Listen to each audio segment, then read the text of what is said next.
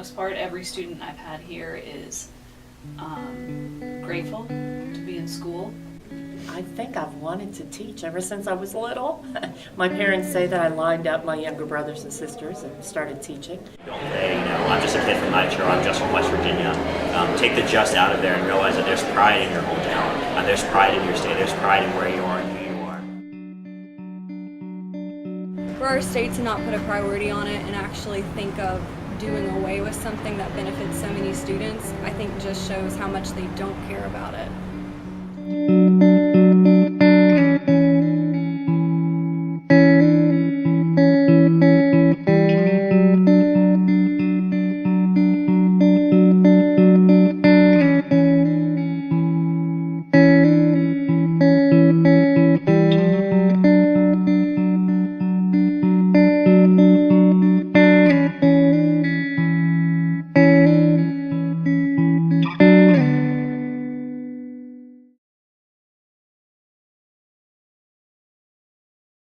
Well, I've had so many amazing mentors, fantastic teachers who have made a difference in my life. And I suppose, when you think of heroes, I've had a number of amazing teachers who are that for me. And so, not that I in any way could ever, rise to their level, but I suppose you want to emulate, right, your heroes. So from some of the finest teachers I had in the public school system to professors I had at the undergraduate level and graduate level, I suppose I saw that as inspiration. I think that education, one of the great things about teaching is you impact every day. I think a lot of times students don't realize it until after they leave, perhaps, but I do believe that our job is to make a difference, and I think we do. I've had students that have come back years later to tell me this really worked, or you were right about this.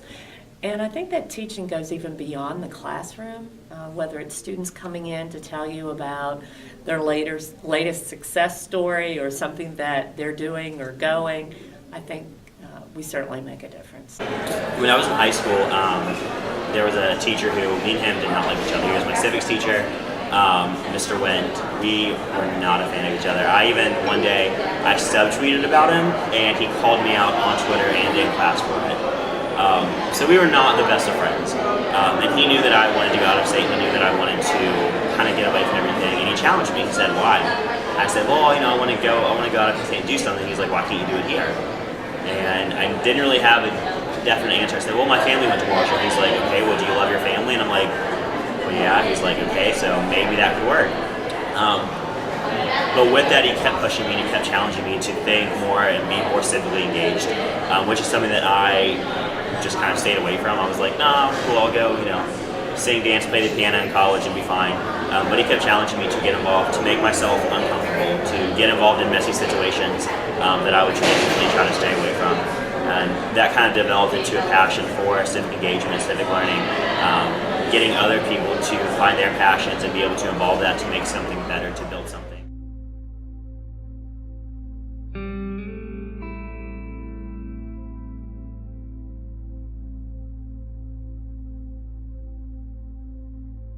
As you guys may know, music isn't a very high-paying field.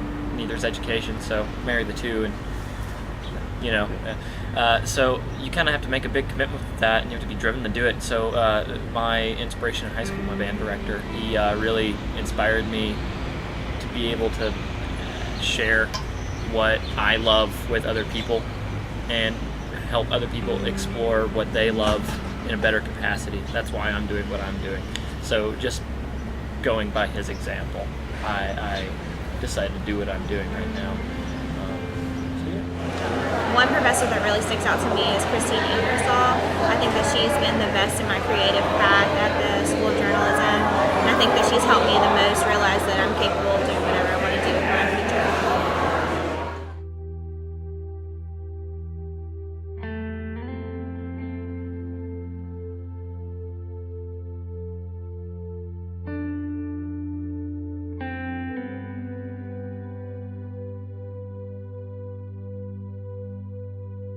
Legislative members need to make it easier for students, especially from more rural backgrounds and from first-generation families, to go to college. They need to make it easier for us to actually finance it, or else we're not going to be able to go. How it's impacting students, I haven't heard about tremendously. I know tuition is going up, and that's, of course, affecting them. I know that's also affecting our enrollment numbers, because as the tuition goes up, especially for Marshall, we cater to a lot of students who might not have a lot of resources to pursue higher education, and so the fact that tuition is cutting down those enrollments is really disappointing.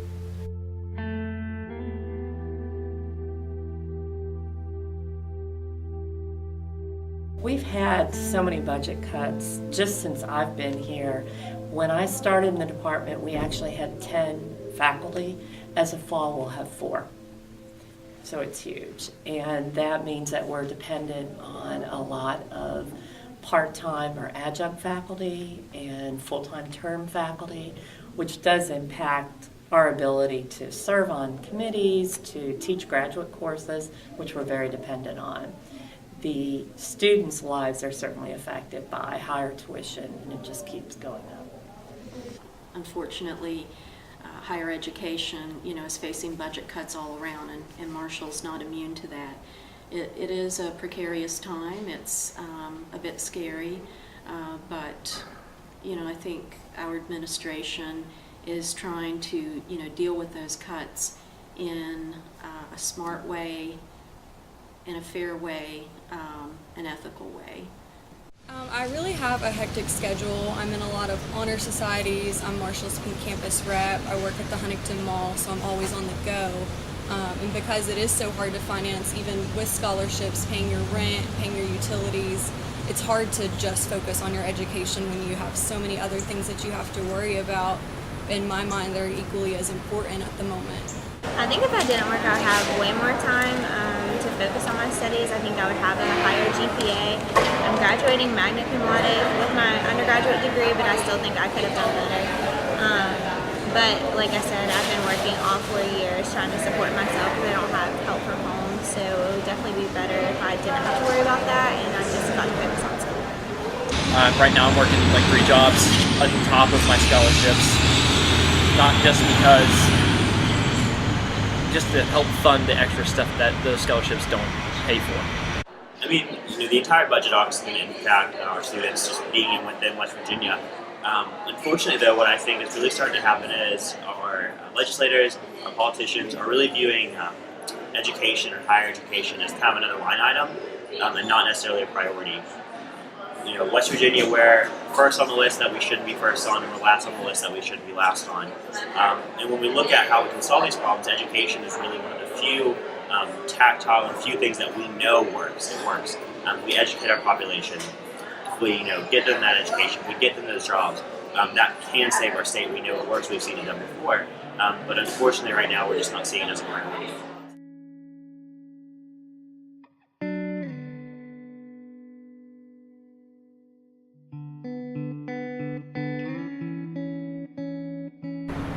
I think it's really unfair that a lot of our universities have to rely on the private donors to make up that deficit, whereas in other states, for example, my boyfriend goes to school in Indiana, and they have a lot more programs to help their students, especially ones that come from disadvantaged backgrounds, to have an education and get their bachelor's degree.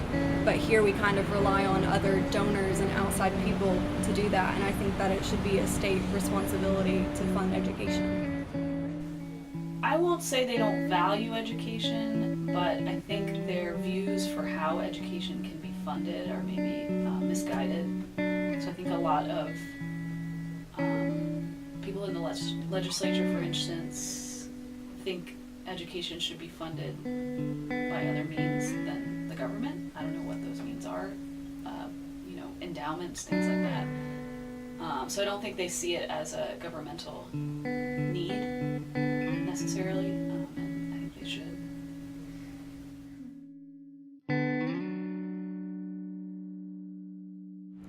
You need to be aware of what's going on. I know a lot of my friends don't always know, especially in the state legislature, what's going on, but even here in Huntington, I interned for the mayor's office, and that was the first time I had ever been to a city council meeting. So I do feel that it's on us to be aware. If you're not going to city council meetings, if you're not keeping up with what bills are being passed, it's kind of hard for you to be mad. So just staying involved and educating yourself on what is happening that can affect you. That way you can kind of determine a way to fix it. I think as students and just like as a concerned citizen, you could reach out to your legislators and tell them like what issues you're having with the budget cuts and everything that's affecting you in your life. I think that's the best way, because if we don't reach out to our legislators, nothing's going to change. You hear it a lot, from Marshall, but get involved. Not only obviously at school, that's great too, but get involved in your communities, get involved in your counties, get involved at the state level. You hear it a lot, we can change not only our communities, we can change the state, we can save the future of it. Right now there's a lot of negative things going around about West Virginia. We're the only state with a constant declining population. Our poverty rate is on the rise. I think it's now 1 out of every 2 people who could be within the labor force are unemployed. We have our problems, and the opioid crisis, this is really the epicenter of it. With all of that, all that negativity, know that there's still a lot of good here. Know that this state is still worth saving. This state is still worth something.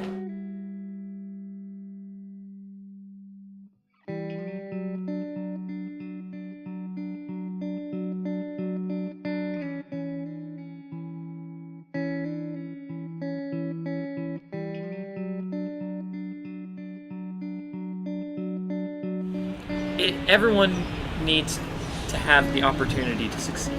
In public school, when performed correctly, with the correct educators and correct curriculum, and everybody's doing what they need to do correctly, public education is super duper important, 100%. It opens so many doors and pathways to anybody that wants to go out and do whatever they want. So I feel it's super important. Yeah.